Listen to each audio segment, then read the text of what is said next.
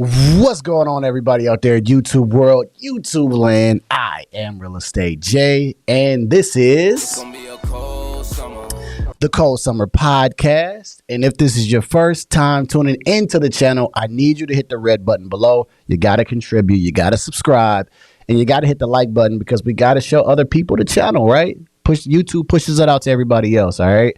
So this is going to be unbiased. It's an unbiased channel. I'm going to give it to you straight down the middle, how it is, and sometimes I give you an objective point of view. Now I have switched up the content a little bit, and I've started to do some live streaming, baby.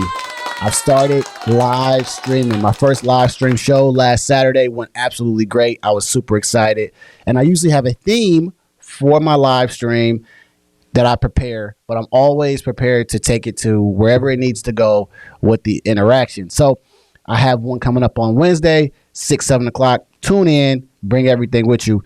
So let's talk about today's topic, which is going to be Vivek Ramaswamy and Donald Trump, right? Donald Trump, let's talk about it. I want to talk about Vivek a little bit because what I want to talk about is, number one, before I even knew who this guy was, because I didn't know who he was before he went on the Breakfast Club, aka the leftist club. Sensational. Okay, and he absolutely torched everybody that was on that panel. DJ Simpv, Charlemagne, and Teslin, right? Who she's horrible. He absolutely torched them, and so did Larry Elder. Larry Elder torched all of them, and he made them look so bad. All right. And what they don't know, what the Breakfast Club is doing, is exposing their audience to these candidates that are actually looking pretty good, right? I didn't know anything about them. Right now, I don't watch the Breakfast Club, but the fact that I reacted to that video, I then knew who Vivek Ramaswamy was. And then I said, hey, man, this guy's pretty sharp because he torched all of them on that panel. All right. And I mean, absolutely torched them. So, and now we fast forward to the debates. Okay. I'll give you my thoughts on the debate. But like I said in my live stream, go watch it. To me, this was less about Vivek Ramaswamy and the GOP debate. And this was more about this was more about Donald Trump. Donald Trump wins again, guys. And the reason why I say it is he wins by sheer numbers, right? This video, if you see right here, if I can highlight it, I think you can see it. 261 million views, and it's making its way to 262 million views, and with Tucker Carlson. So Donald Trump released an interview the same time as the debate, and he did over 200 something million that day. Now he's at 260, almost 262.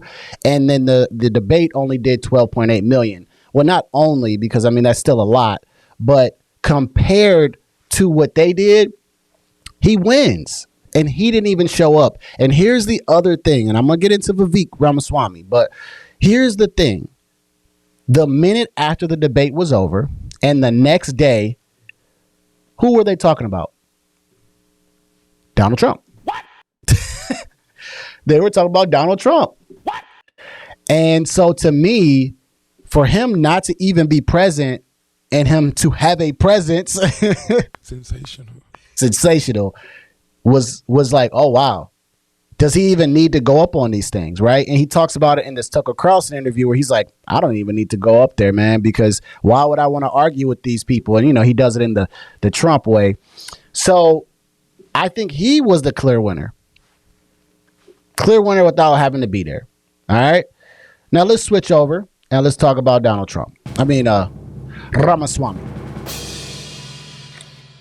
So with Ramaswamy, Vivek, and I hope I'm pronouncing his name right, but sharp guy. All right.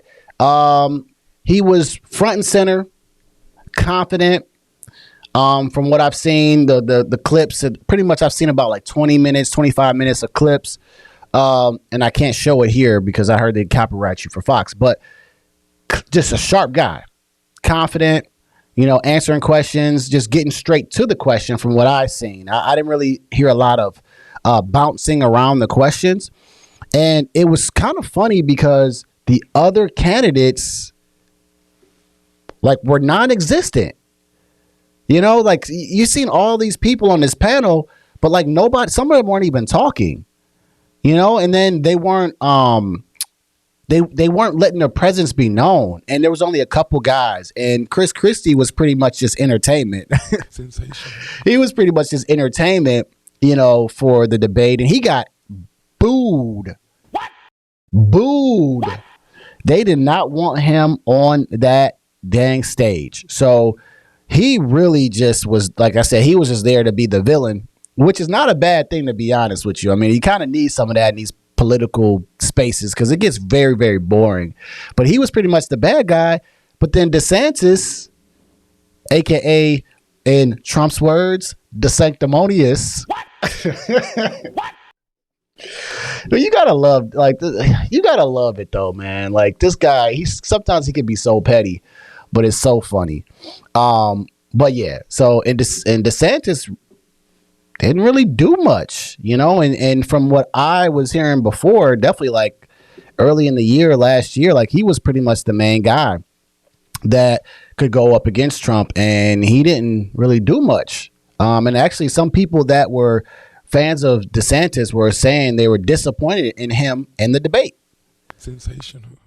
So really the clear winner, like everyone is saying, and like I seen, because again, his confidence, the way he was answering questions, he wasn't going around it, and he was sharing what he wanted to do, and just the simple question that they asked, hey, basically which one of you guys would support Trump? And it was absolutely disgusting to watch, because if someone asks you a question, okay, yes or no. You're not going to look around and see, okay, are they like almost like a test, right? Like somebody's up there cheating, right? What has he got? What answer does he have on number 12? Okay, he's got B. They've got A. I guess I'm going to mark A. They were so not confident when they asked them the question of which one of you guys are going to support Trump, right? If you don't support him, don't raise your hand. Be confident.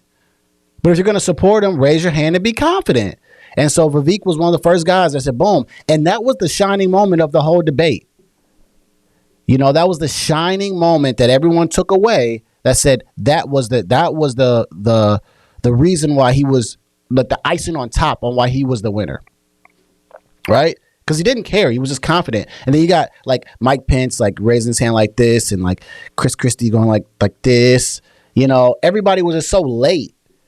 And so this is why I think politicians are just spineless people, because it's you guys mean to tell me you can't make a decision? You're in the government, you're in big offices, and you can't make a decision like that off of a simple question. What? And that's why you can't trust them. They've got agendas, but it's man, just be confident and answer a question. Sensational. So that's where, Vivek was just kind of very straightforward from what I've seen. Now, here's where I'm going to be objective with it, because there's a few more debates, right? I think there might be another one. The real question is, does he say the same thing in the next debate, or does he bring new energy? Does he bring new policies and new things to the debate stage? Or are we just dealing with someone who just has something that they've practiced over and over again, and that's all he knows? Okay. Again, I'm going to call it straight down the middle. I'm not going to lie to you. Is Vivek just going to be a tape recorder? What?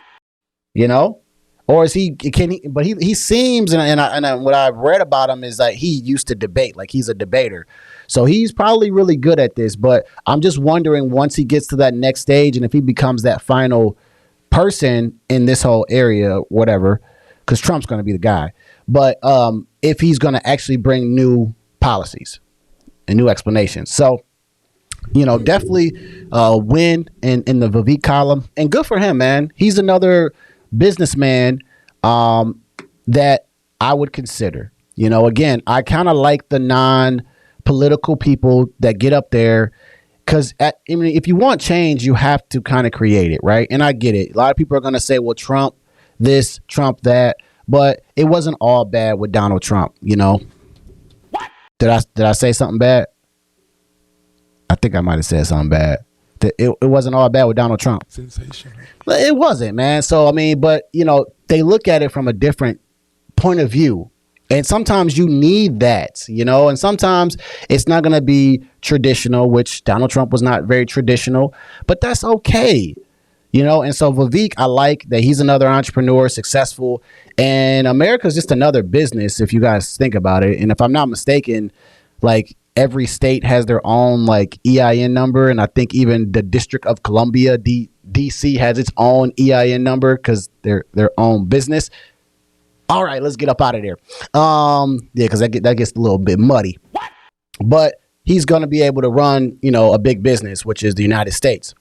So shout out to Vivek. I'm going to tune into the next one. I'm going to actually tune in. I'll make sure I'm not busy. I'm going to really want to hear him. And it's good to hear different perspectives. Now, let's get back to Donald Trump, and we're going to end off this video. Well, here's the strategy that I think Mr. Donald Trump should follow. Don't go on the debates because it's almost like it's uncontrolled. They can ask him questions that can possibly incriminate him. So you might as well go onto a platform or platforms like Tucker Carlson, and you can control how the questions are coming at you. You can tell him, this is what we're not talking about. This is what we are talking about. And that's what actually helps his campaign. If he goes onto the debate stage, I mean, it would be probably, I mean, obviously it's going to be hundreds of millions of views. That's for sure. Everyone's going to tune in, right? Because he's like the wrestler, the villain, but everybody wants to watch him win, to be honest. Or everybody wants to watch him work. But if he goes on the debate stage, they're going to ask him all type of questions that he's going to be ready for, but it may incriminate him even further. So he needs to stay away from that. And I'm sure his legal team is probably telling him not to do that as well. But he can use this platform, Twitter, because truth, I don't think that's doing absolutely nothing. You need to use Twitter, Donald Trump. Like, and I understand that you got your own thing going on, but you need to use Twitter because that's how you're going to get your, you know, exposure, and continue to do that. And be able to get people back in. And he may just be the front runner regardless. And then I think, here's my hot take. What? Ready? Y'all ready for my hot take? Vivek becomes the VP with Donald Trump. And you got two businessmen who are now going to be in the Republican Party. Sensational. That's what I believe is going to happen. I don't believe Vivek's going to be the front runner, the main guy. I think Donald Trump's going to be the main guy. Vivek's going to come in second, and they're going to see something common within each other, and they're going to run. And if they run as a duo, if they get to there, again, this is just a hot take. I could be wrong, and I'm okay with being wrong. But they become the next two to become the president. They're gonna beat. They'll absolutely beat like Biden and Harris, like because Biden and Harris are just gonna go off what's that identity politics and black this, black that, you know, alphabet community. They're gonna fight all that, and then you got two sharp businessmen, one man who's very, very young and very sharp, and we need people that are young. And then you'll have Donald Trump. And again, like I have a conversation with some people, and I tell them people tend to forget. Yeah, they'll remember January 6th, and it was absolutely bad what happened that day. But they'll also forget. We happen to forget, you know, and people become very emotional. And if you can get them emotionally, then you can change things, right? So there's my take on that. Again, I'm interested to see the next debate and what really happens. But I'm also tuning in to Donald Trump's moves. You know, I'm paying attention to the GOP debate and all that, but I'm paying attention to how Trump is moving because he did a Trump move. He did a Trump move. He pulled out the Trump card by putting his same interview on the same day and beating them in numbers. You got to call it what it is, man. The guy's a genius. You got to call it what it is. I know people don't want to like him. I know this and that. But listen, man, the guy is smart. He's not a billionaire for no reason. He's not a dumb billionaire. All right? Call it what it is. Again, you come to my channel, I'm going to give you an unbiased opinion. I'm going to tell you how it is straight down the line. Guy's a billionaire. He's still a genius. I don't care what people say. And I'm still trying to learn the tax code so I can only pay $700 something because that man's a genius. You know what I'm saying? So anyways, with that being said, that's the end of this one. Check out my live streams. We're going live. We're bringing in energy. We're getting into it. I even got a nice intro I want to bring to y'all. So like I say after every video, this is chess, not checkers. And I'm going to see y'all at work.